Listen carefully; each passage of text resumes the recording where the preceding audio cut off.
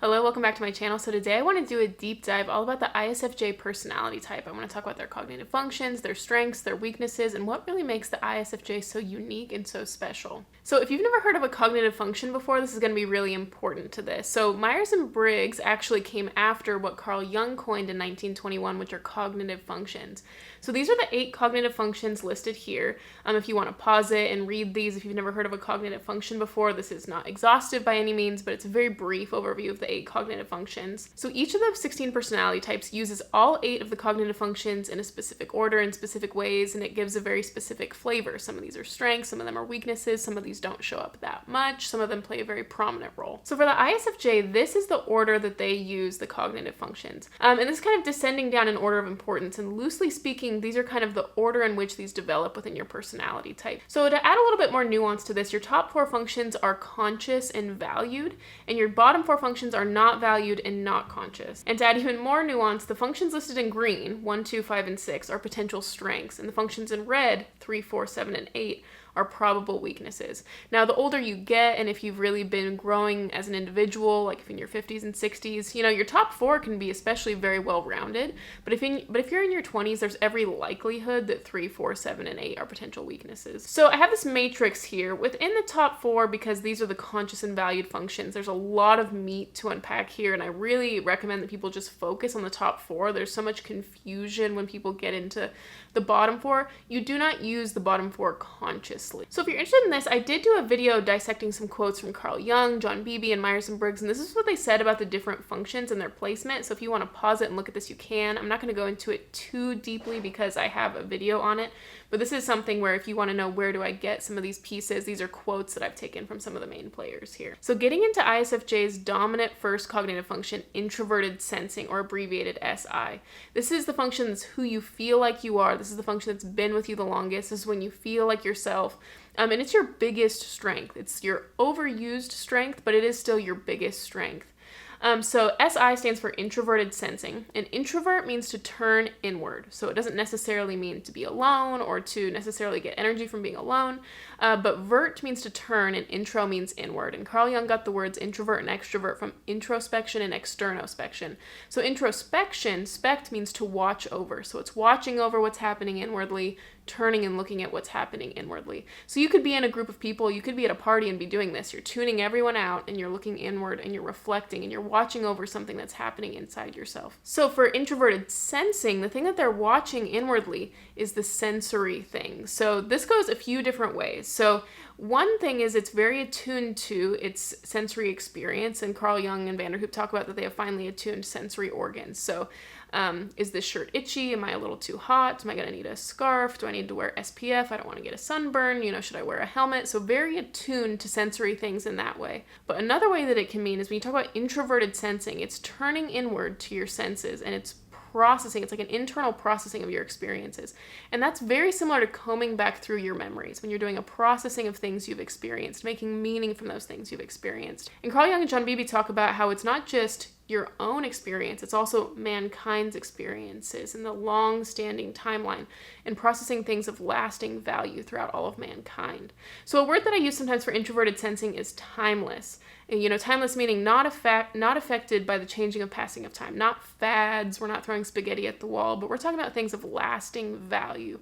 A metaphor I think about is the sun rises and sets every day. And if we were going to personify the sun, and if the sun had kind of an opinion about how the world is doing or whatever, what would it think about things? Because it's seen the long-standing timeline. So introverted sensing is receptive to things having lasting value. It sees things as a million-year-old consciousness might see them. It sees things from an age-old subjective experience, and this can create a lot of loyalty, really valuing tradition. It could be lineage, it could be history. I've got a little Shakespeare thing here. Sometimes I notice introverted sensors, or ISFJs in particular, might like Pride and Prejudice, or Saving Private Ryan, or very classic films or books. Seeing things that are telling the story from age-old subjective experience. Their sense impressions develop into the depth of the meaningful, so specific things will stir them, a certain remembrance.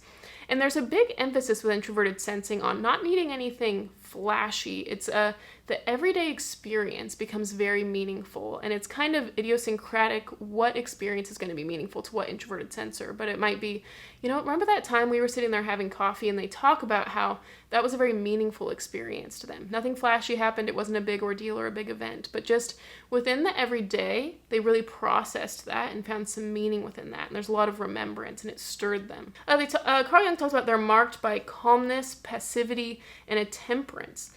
Very calm, very reserved. These are, when I was a teacher, a lot of times I talk about SI, I talk about these are kind of your model students a lot of times. In a classroom environment, having students, that are calm is something that's really good for the classroom environment. I think that they're really well suited for the school academic environment.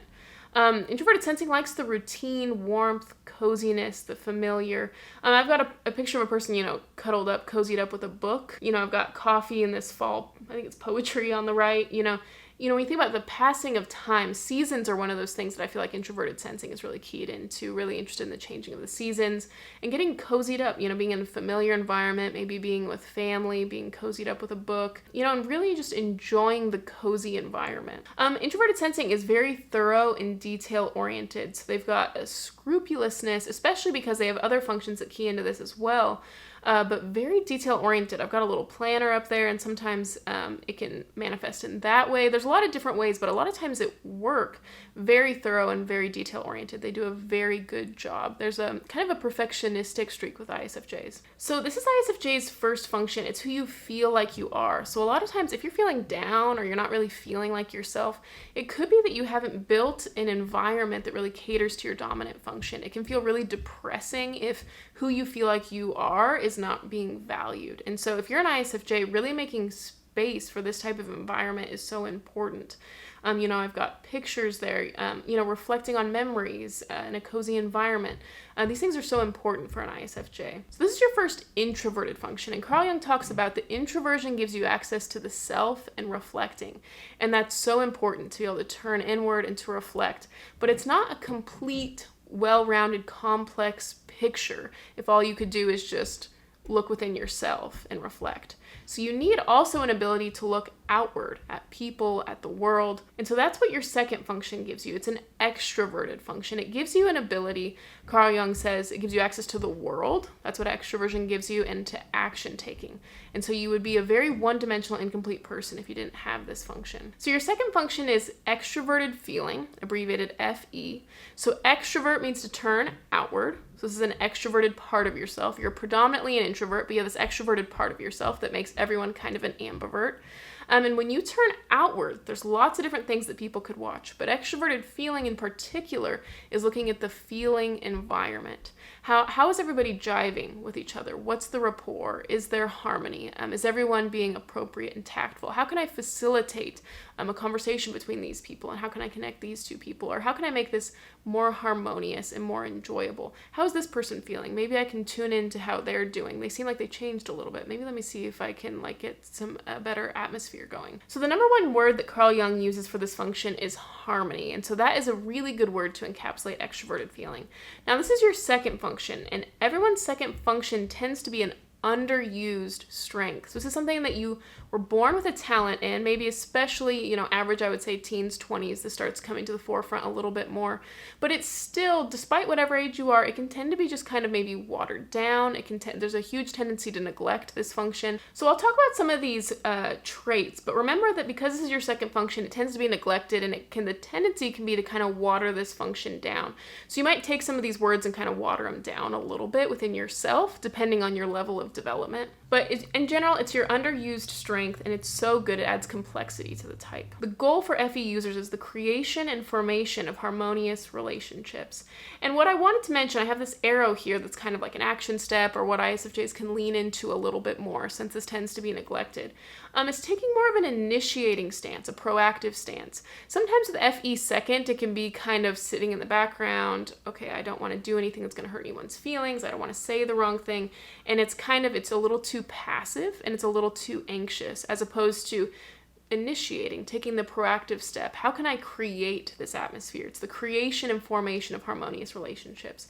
So, initiating, it could be, hosting a dinner party or a barbecue, or I've known ESFJs who will host like football parties, or hosting guests, inviting people over to your house, or initiating an event to bring people over, initiating the conversation. So that's something to just lean into a little bit more. It's like a muscle that you can kind of work a little bit more over time so that you have access to the world and action taking. One thing that FE is so good at is this welcoming warmth and creating an atmosphere.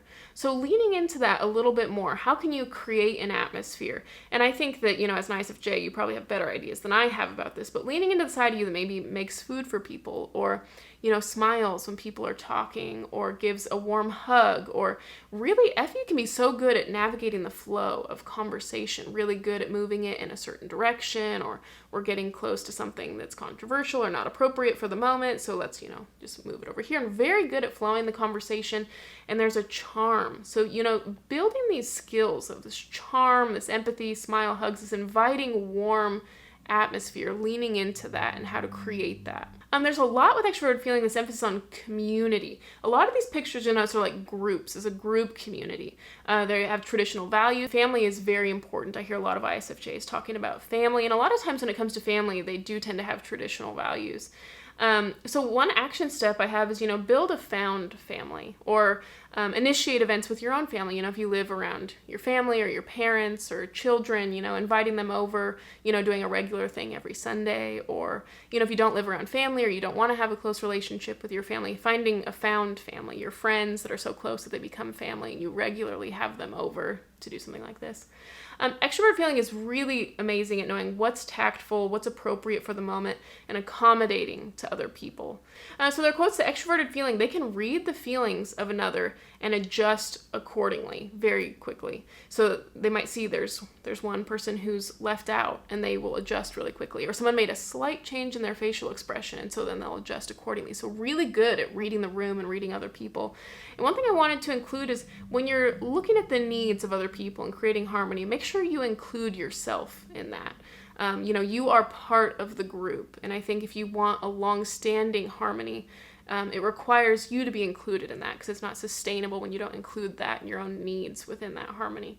And adjusting quickly, sometimes I think extroverted feelers, they let things slide sometimes. And I think they allow people to get away with maybe more than they should, because they want to create a harmonious environment. So if you notice something, a slight change that doesn't make you feel good, make sure that gets adjusted quickly, as opposed to letting it slide for a long time, and then it becomes a big deal. So one thing I want to mention, once I get into the FE types, is gender becomes a lot more important than with some of the FI types, because it's very aware of what's traditional and what's appropriate, and I think they bend themselves a little bit more to gender roles, and they're a little bit more receptive to that type of thing. So it becomes a little bit more important once I get to the FE types.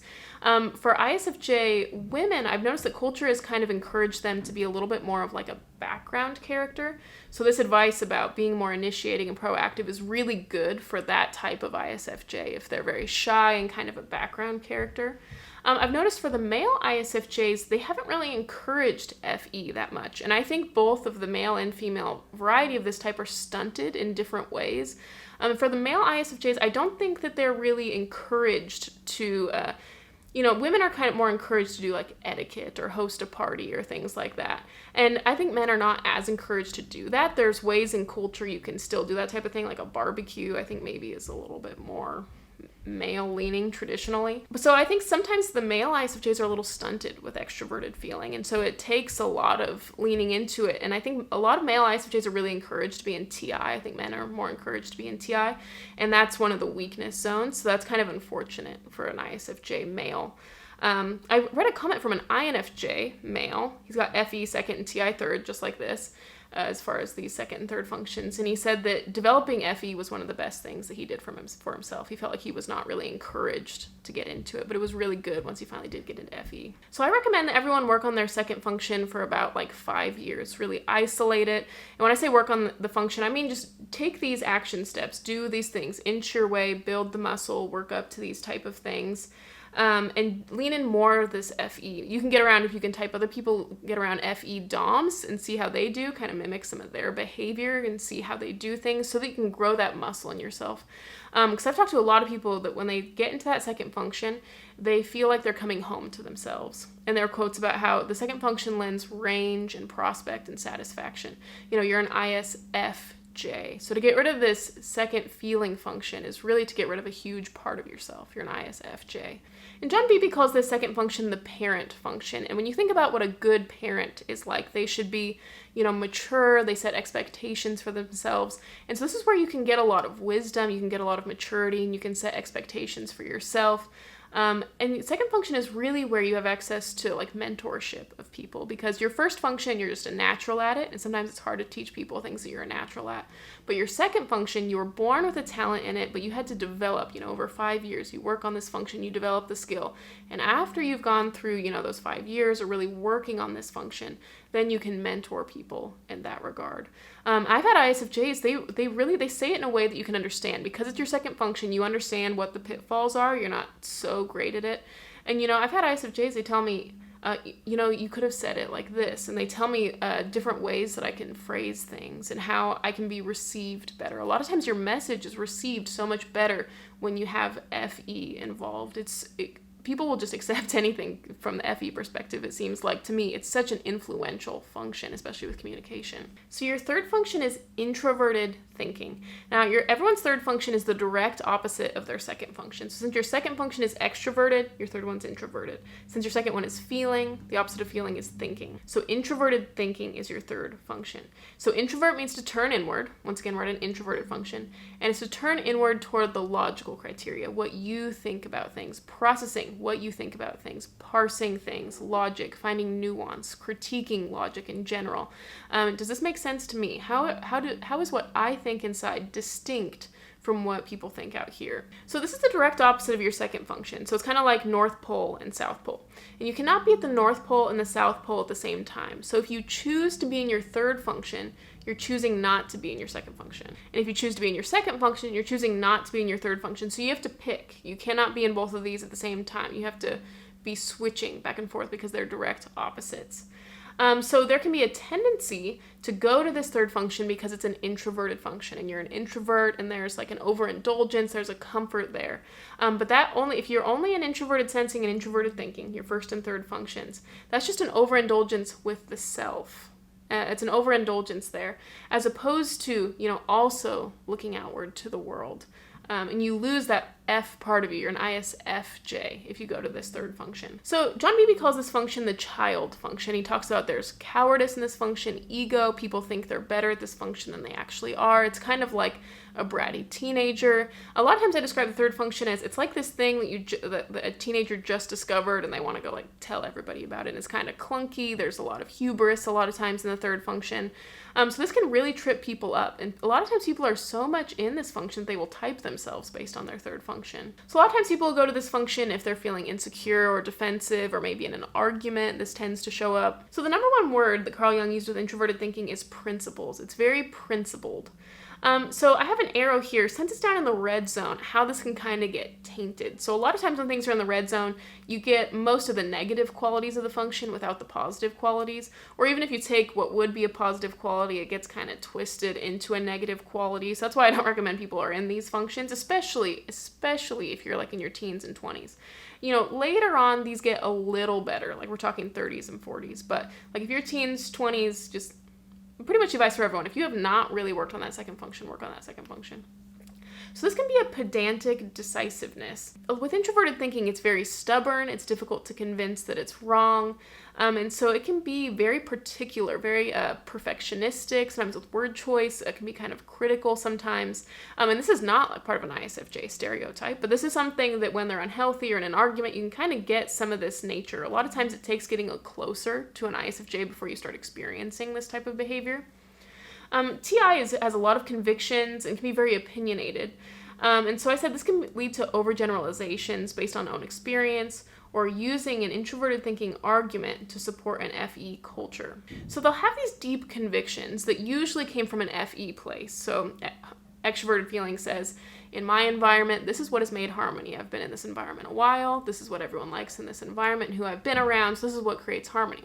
But if you get into introverted thinking, then it will start to make arguments. And it will say, well, everyone should do this and broadly generalize. An example I'm thinking of is, I have seen ISFJs regulate very traditional values, like very traditional gender roles. So what they do is they say, this has worked for me and my family. But instead of just keeping it there and saying this is something that's worked and created harmony for me personally, they take a very disharmonious stance and try to make sure that everyone else is doing that. And they try to kind of regulate the culture too broadly. And introverted thinking is good at kind of a criticism of logic in general, but it doesn't do as well once you start getting standards of behavior involved, and this critique of standards of behavior, critique of people, critique of logic is in its own sphere, and then this harmonious relationships and standards of behavior in its own sphere. And if they start to merge it all, this is when you can start to get into issues where regulating standards of behavior. And sometimes, the extroverted judging functions, in this case, extroverted feeling, they're very outcome focused. And so introverted thinking is very process focused. And so it's not, for the ISFJ, they're not as good with introverted thinking at the process, but they know that this is the outcome they want. They want this harmonious outcome. They like this type of behavior. So sometimes you'll get this, any argument necessary to get to the correct outcome. Now, the outcome was correct. It's kind of like 2 + 2 is 4. The answer is 4, but the process, the way they did it, was they actually did 2 × 2, or something like that. It's just kind of an analogy. So they'll use any sort of wrong argument process to get to what they think is the correct standard of behavior. Introverted thinking is very scrupulous, very exacting. One thing that can happen is it can lead to this entanglement and this complication of self-talk. I have this picture on the left of this person, talking very critically to themselves, and they can be almost too detail-oriented. Introverted sensing is very detail-oriented. Introverted thinking is very detail-oriented. So you get in this loop, it's just kind of too perfectionistic, too detail-oriented, and can kind of entangle themselves in kind of this confusing web. Introverted thinking is very inaccessible, taciturn, and timid. So introverted thinking and extroverted feeling are direct opposites. So when we talk about extroverted feeling, have this warmth and charm. The opposite of that, if you just take some of the negative characteristics of introverted thinking, you can get kind of shy, timid, inaccessible, taciturn. So a lot of times I talked about, like in the female ISFJs, I notice they're very shy or can be very timid. That's a pattern that I've noticed. The male ISFJs, you're more likely to get the irascible quality if they're upset with introverted thinking, because introverted thinking can be kind of surly or irascible. Introverted thinking is quite critical. Now, when it's a strength, if it's up in the green zone, it's just critiquing logic in general. It's not pointed at people. It's just critiquing a concept in general. But when you kind of mix it, since this is an ISFJ, they're mixing it with that harmony function, extroverted feeling, and they're always wanting to turn things to people. The point of things is always to turn things to people. So it's very difficult for ISFJs to critique things without it being oriented around people. This could be, kind of little things, like it could be gossip. I know lots of ISFJs that don't gossip, but it could be gossip. It can be very critical of the self. I think this is something that people might not know about ISFJs, but I hear time and time and time again how critical they are of themselves and this negative self-talk. And I think what you have, I think this is not the intention for ISFJs at all, but sometimes they're so critical of themselves that they end up talking to other people that way. And that's not in the green zone, that's not how they typically are, but if you get close to an ISFJ, sometimes, it's this critical nitpicking type thing. This could be drama, that it started by someone broke a standard of behavior and that's not appropriate and they were rude or whatever, and then it kind of unleashes a very big critical wave against the person. Introverted thinking, these are kind of some funny quotes to me. These are quotes from Carl Jung. Introverted thinking is awkward, has a vague dread of the opposite sex, and can be incredibly anxious. So those are quotes that I just got from Carl Jung. Surprised me when I saw those quotes the first time I read them. But it can lead to an individual being very unsure of the self. And again, this is the exact opposite of extroverted feeling. Extroverted feeling is up in your green zone. You can see all the strengths that it gives you, this welcoming warmth, and how that's just so opposite from this awkward, anxious. And so a lot of times when functions are in the red zone, they're really not doing anything for you. I know a lot of ISFJs that really struggle with anxiety. I think introverted sensing can tend to feel a little helpless sensorily, and it can be kind of nervous, and it's conscious of like wearing a helmet or whatever. Introverted thinking can be kind of timid, awkward, and anxious in a social way. So I know some ISFJs that do not meet the stereotype, especially I'm thinking of an ISFJ male in particular, that they do not meet the stereotype of this warm person who's gathering lots of people around the table. Because they have this anxiety. I know one ISFJ who actually has a lot of social anxiety. And I think it was a lifetime of not leaning into that extroverted feeling, which gives you an adept way to navigate a social experience. And then one thing I noticed, there can be a haughty flavor of superiority. This is something that I think is rare. This is not exhibited in all ISFJs. But introverted thinking, there are lots of quotes about it being kind of egotistical. It's hard to convince that it's mistaken. So what I always say is allow your second function, the parent function, allow it to parent this third function, the child. Allow it to set expectations. Introverted thinking will use you in these appropriate ways. Like it's good when it gives you an opinion about things and you think about things. And there's this very logical side to you. I've got this person sitting there looking like they're looking at all these stems of logic, and that's a great way to use introverted thinking. It definitely gives you some great things. But then extroverted feeling will parent it and say, but we're not going to use you in these ways. If it's going to make us, anxious, or if it's going to, make us really criticize ourselves, we are not going to use introverted thinking in this way. So I'm going to parent you, and we're going to be an extroverted feeling most of the time, because that's where the maturity is, that's where the wisdom is. So I'm of the opinion that a lot of times if people are involuntarily single, and maybe it's a maturity issue, a lot of times it's because they're too much in that third function. The third function really stunts people's maturity. But your second function gives you so much wisdom and maturity, and it rounds out that second function so that you're like a multi-dimensional person, not just like a flat character. So get into that second function, work on it for like 5 years. And the antidote to this red zone is that green zone, because they're direct opposites of each other. If that red zone is tripping you up, get really leaning into its opposite can be so impactful. So now getting into your fourth function, extroverted intuition. So everyone's fourth function is the direct opposite of your first function. So since your first function is introverted, your fourth one's extroverted. Since your first one's sensing, the opposite of sensing is intuition. So extroverted intuition is your fourth function. Now your fourth function is your underused weakness. So John Beebe talks about this is kind of people's inferiority complex. They can be kind of sensitive. It feels kind of vulnerable because you're not good at it, so it feels vulnerable to step into things that you're not good at. But actually, you're not as bad as it as you think you are. It's an inferiority complex. And sprinkles of this into your personality really can open things up and get you what you really want. It kind of whispers at your life purpose. A lot of times people think my first function and my first function only will get me what my first function wants. So in this case, it could be, there's lots of words I could use for introverted sensing, but it could be stability, and stability only will get me more stability. Or thinking about memories, and thinking about memories only will get me more memories. But really, if you want more memories or great memories, you need new experiences to get those memories. Or sometimes if, you want stability, maybe the thing wasn't good to start out with, but you want stability in your life, so you stay with it way too long and you never change or you never shake it up because you're kind of fearing instability. But staying in a bad thing is actually what's causing the instability. So kind of counterintuitively, change might be the thing that gives you more stability.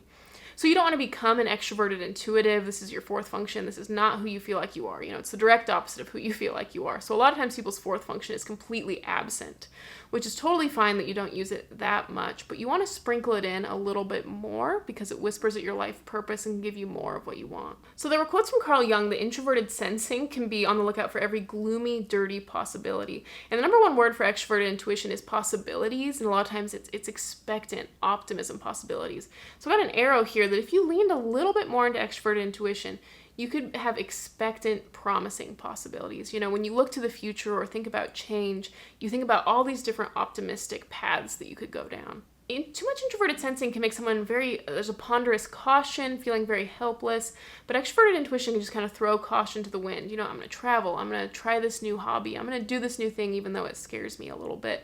And it adds some fun into life. There's a quote from Carl Jung: the introverted sensing will do things in the same old way. And a lot of times, that routine, that familiar, getting in the groove, that's great for an ISFJ most of the time.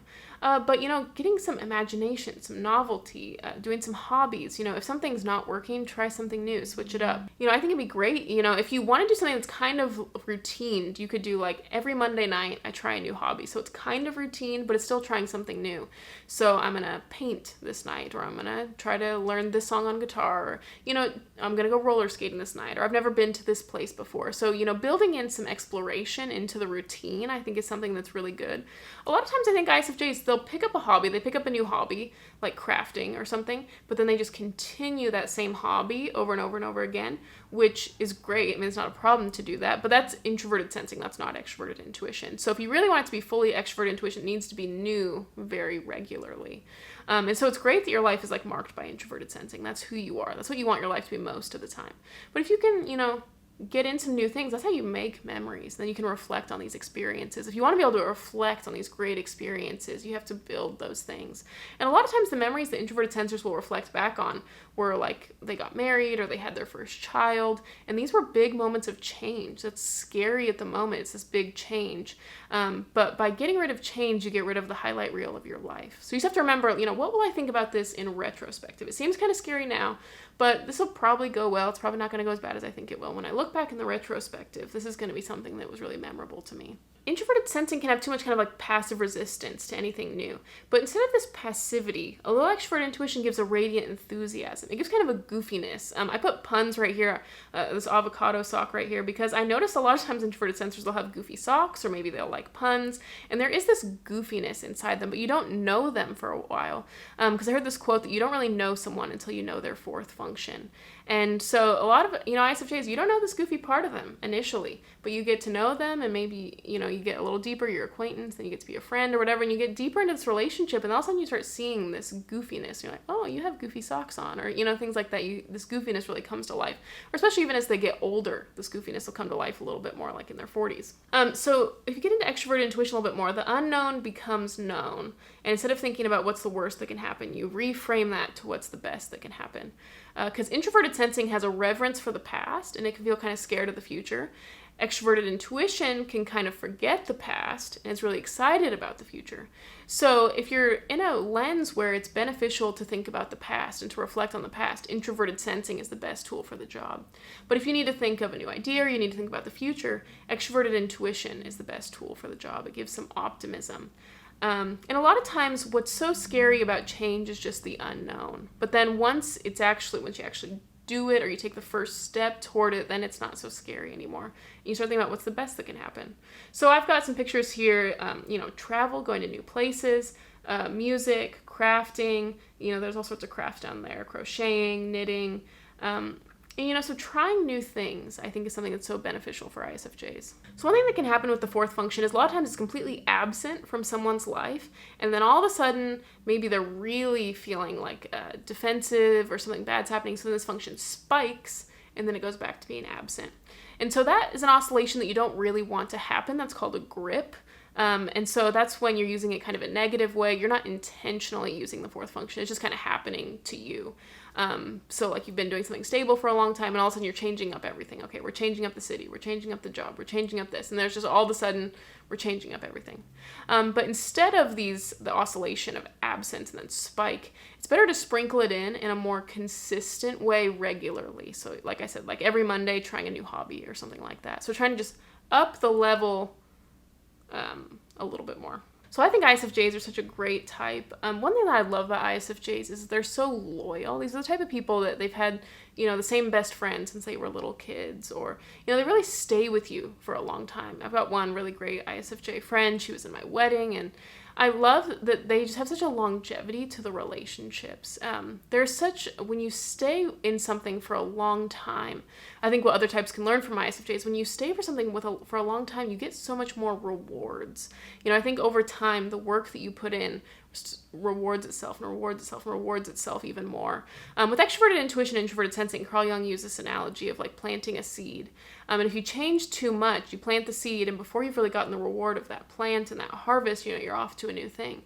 But if you plant the seed and the crop comes up, and then you take the rewards that season, and then the next year the tree's a little bit bigger, and the next year the tree's a little bit bigger, and you got more apples, or in that metaphor. But you get so many rewards. And I think about, there's some teachers that I worked with that were ISFJs, and they stayed at the school for a long time, and then the students are coming back year after year. You're my favorite teacher, so great to see you. Meanwhile, I've hopped around different schools, but I see the rewards that they've get. The reputation builds on itself over the years, and there's so much gratitude that people then show them. And I'm so grateful to ISFJs because their second function was a talent, but they had to work on it to build that skill. Then they've taught me some extroverted feeling things. My mom's an ISFJ, and she taught me a lot of extroverted feeling things growing up. She kind of like taught me to nod when people are speaking, or to smile. That was something that she was continually talking to me about. Or I know another ISFJ, she's talking about, I had been in disagreement with this person. I kind of like handled it kind of roughly, and I was like, I just didn't like what they said at all. And she's like, well, find the 5% that you do agree with and move the conversation in that way. Even though you 95% disagree with what they said, you can relate to having problems at work. So connect on that. You don't agree with what they did at work or the whole situation, but you can relate to having a work problem. So move the conversation in that direction based on the 5% you do agree with.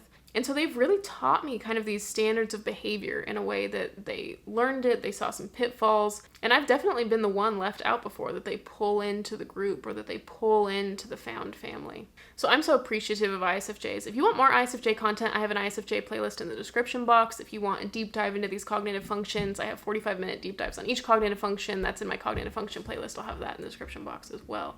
So yeah, thank you so much for watching. I'll see you guys in the next one. Bye.